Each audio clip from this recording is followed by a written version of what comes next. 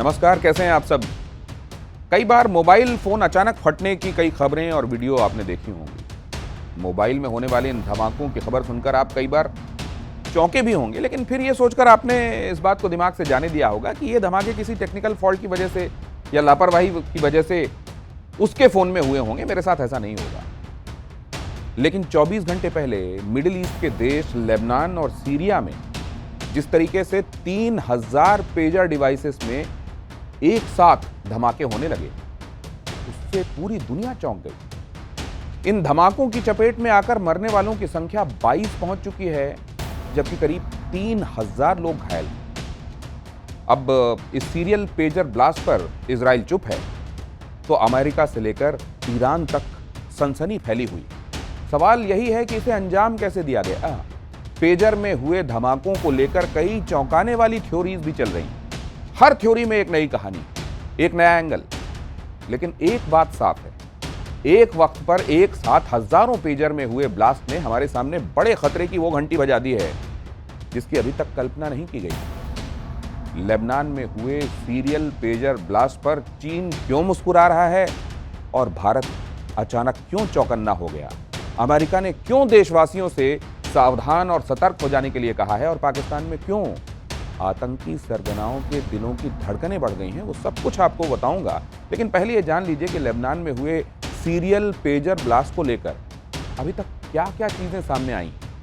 Lebanon Syria में जिन pager devices में blast हुए, उसकी चपेट में आने वाले ज्यादातर लोग लेबनान के इस्लामिक आतंकी संगठन हिजबुल्लाह के टेररिस्ट हैं, जो फिलिस्तीन के आतंकी संगठन हमास के साथ मिलकर इजराइल के साथ गुरिल्ला लड़ाई लड़ रहे हैं।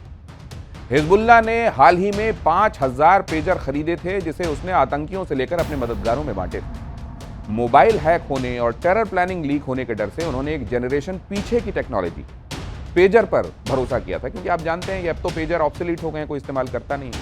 ये सारे पेजर ताइवान की एक कंपनी से, गोल्ड अपोलो जिसका नाम है, उससे लिए गए थे। लेकिन ताइवानी कंपनी ने यह बात स्पष्ट की है कि पेजर डिवाइस उन्होंने नहीं, बल्कि उनके नाम का इस्तेमाल करके एक यूरोपियन कंपनी ने बनाए थे। और इधर हिजबुल्लाह क्या कह रहा है? वो कह रहा है कि धमाके तो इजराइल ने किए। पेजर डिवाइस को बॉम्ब किसने बना दिया, ये तो अभी बात लंबी चलेगी। लेकिन वो सवाल जिसने पूरी दुनिया को एक तरीके से खौफ के साए में डाल दिया है, वो है धमाके की थ्योरी। कि आखिर इस पेजर डिवाइस से धमाके किए कैसे गए?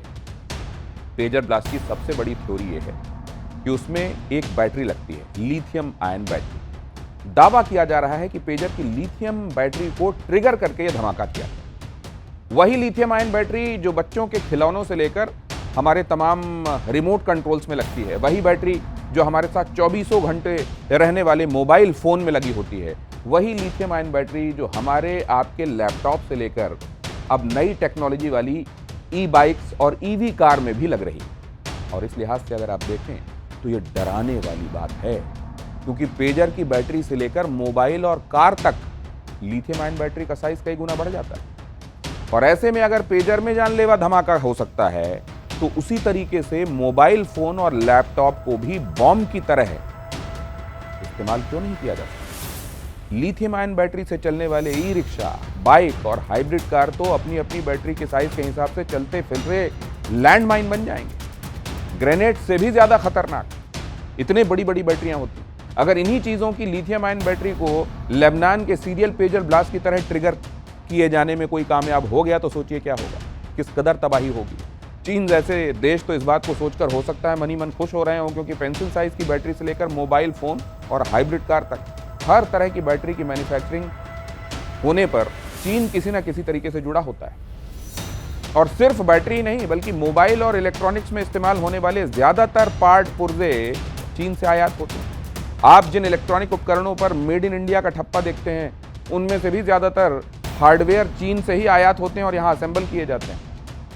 तो इससे आप अंदाजा लगा सकते हैं कि अगर कोई भी ऐसी डिवाइस जिसमें बैटरी अंदर है, अगर उसको इम्प्रोवाइज एक्सप्लोजिव डिवाइस में कन्वर्ट किया जा सकने लगा, तो सोचिए फिर हालात क्या होंगे। तो इस तरह के सवाल कल से पहले शायद ही कोई सोच रहा हो, लेकिन लेबनान पेजर ब्लास्ट के बाद ऐसी आशंकाओं को खारिज नहीं किया जा सकता। आखिरकार चीन दुनिया के ऐसे देशों में शामिल है जो अपने हितों के लिए किसी भी हद तक जा सकता है, कोई भी एक्सपेरिमेंट कर सकता है। कोविड इसका उदाहरण है। जासूसी के नए नए तरीकों का इस्तेमाल दुनिया भर में आप जानते हैं, जासूसी के लिए चीन पहले से कुख्यात है। तो इस तरह की आशंकाओं को खारिज नहीं किया जा सकता कि अगर वो तमाम चीज़ें जिन पर हम दिनों दिन ज़्यादा से ज़्यादा अब निर्भर होने लगे हैं, जो बैटरी कंटेन करती हैं, उनको अगर किसी एक्सप्लोजिव डिवाइस में बदल दिया गया तो होगा।